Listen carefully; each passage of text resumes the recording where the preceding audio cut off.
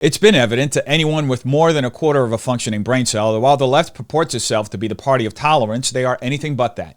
In fact, the left often ends up accidentally revealing how rabidly intolerant they are at the worst possible moments. For example, just this past week, Joy Reid joined a growing choir of leftists hoping that the Latinos who voted Trump in record numbers would be deported or have their family members deported, regardless if they were actually American-born citizens or not. Needless to say, not only is that wishful thinking on their part, but this is also a great way for them to further alienate a voter base they already lost. To put it plainly, the left loves to espouse virtue, only to later shoot themselves in the foot by proving they're anything but virtuous. Back to my point, Democrats will often attempt to present themselves with a patina of perfection, touting the moral superiority of their policies and worldview, while in the practical sense, they often find themselves exposing that they are anything but moral. In fact, the left ironically frames themselves as morally virtuous, while often championing immorality. And today's topic is an infuriating example of how far they will go to punish people they disagree with. This story comes from the Daily Wire, exclusive. FEMA official ordered relief workers to skip houses with Trump signs. Whistleblower. It's almost unbelievable to think that somebody in the federal government would think that's okay. It's only as unbelievable as factual because it happened. And there's extensive record that not only was the request made, but it was acted upon by the FEMA workers who, in some instances, recorded the reason why they didn't help Florida residents affected by Hurricane Milton as their political opinions. A FEMA supervisor told workers in a message to avoid homes advertising Trump as they canvassed Lake Placid, Florida to identify residents who could qualify for federal aid. Internal messages viewed by the Daily Wire revealed. The supervisor, Marnie Washington, relayed this message both verbally and in a group chat used by the relief team, multiple government employees told the Daily Wire. The government employees told the Daily Wire that at least 20 homes with Trump signs or flags were skipped from the end of October and into November due to the guidance, meaning they were not given the opportunity to qualify for FEMA assistance. Images shared with the Daily Wire show that houses were skipped over by the workers who wrote in the government system messages such as Trump sign, no entry per leadership. It is unclear whether the same guidance was issued elsewhere in the country.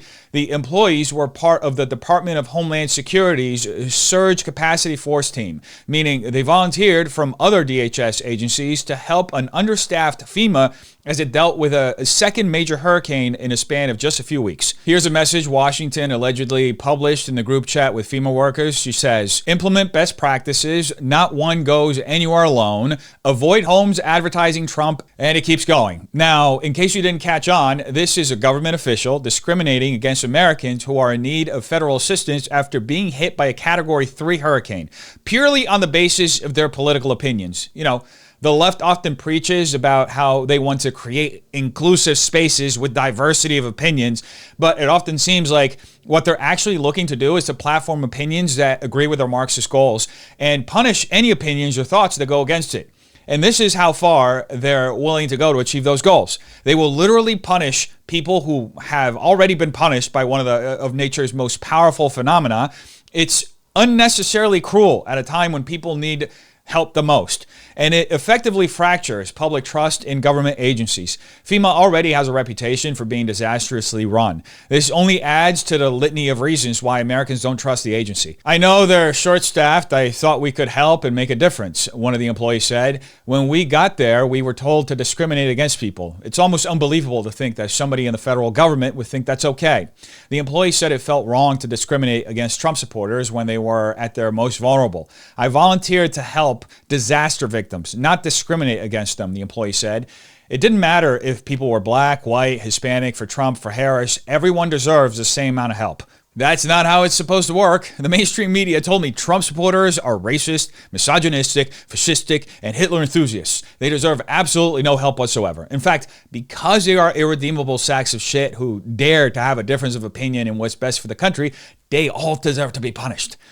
Now, all sarcasm aside, you know this is a direct result of years of Democrats and legacy media villainizing Trump voters.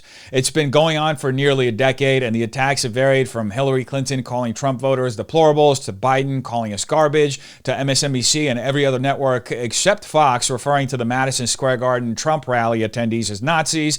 This is the result of years of that rhetoric going unchecked by America's equivalent of North Korean state TV. This is what happens when you dehumanize an entire group of Americans. All of a sudden, it's it's okay to not help them after they got hit by a massive hurricane, because who in their right minds would want to help someone they think is a Nazi? Photos from the system used by federal relief workers to track what homes they visit showed that relief workers followed Washington's guidance. Several addresses were marked not able to access property with listed explanations such as Trump sign, no entry per leadership, no stop Trump flag, Trump sign, no contact per leadership. Does that sound like fascism to you? Because it sure as hell is. Washington is a disaster survivor assistance crew leader for Highland County. A leadership chart reviewed by the Daily Wire shows she did not respond to multiple phone calls or an email seeking comment on the guidance.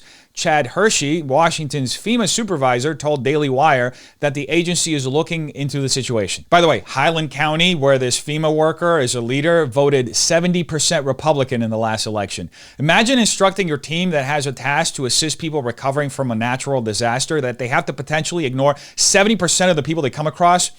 How does someone like that sleep at night? I imagine pretty good, because the only justification for someone handing down orders like this is that they're a soulless ghoul. Uncaring, unempathetic, yeah, the party of empathy. Except if you disagree with their political opinions. In that case, screw you, I hope you die. Anyway, the Daily Mail is reporting that the FEMA worker who issued those orders has been fired. They say amid the outrage at the nation's emergency department for the apparent discrimination, FEMA Administrator Dean Criswell announced Saturday that Washington has been fired from her position. This is a clear violation of FEMA's core values and principles to help people regardless of their political affiliation, she wrote of Washington's actions, which she called reprehensible. I want to be clear to all of my employees and the American people, this type of behavior and action will not be tolerated at FEMA, and we will hold people accountable if they violate these standards of conduct. Criswell posted on X announcing Washington's termination from the agency. I will continue to do everything I can to make sure this never happens again, she added. Good riddance. I think firing is still a bit short of the consequences she should face. I think what she did is criminal, though at the moment it doesn't seem like she's being charged with a crime. But I think this is a great opportunity to set an example. This kind of behavior can't be tolerated, especially from individuals working at government agencies that aid in disaster relief. It's ironic that Democrats rail about Trump eroding public trust in American institutions when they're doing exactly what they're accusing him of doing, but from within.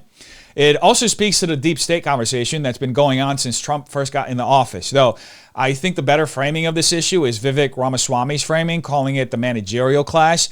Unelected officials that end up having undue power over the way tax dollars and government resources are used. In this case, advising that a government agency discriminate against citizens who express their political opinions on their front lawns. At the end of the day, this whole situation proves that the Democrat Party has moved so far beyond what it used to be that it's currently antithetical to American values. It's anti-free speech, it's anti-working class, it's increasingly pro-tyranny, and it's anti-American in every sense of the word. Anyway, you tell me what you think in the comments down below. I appreciate all of you. Have a terrific day. Peace.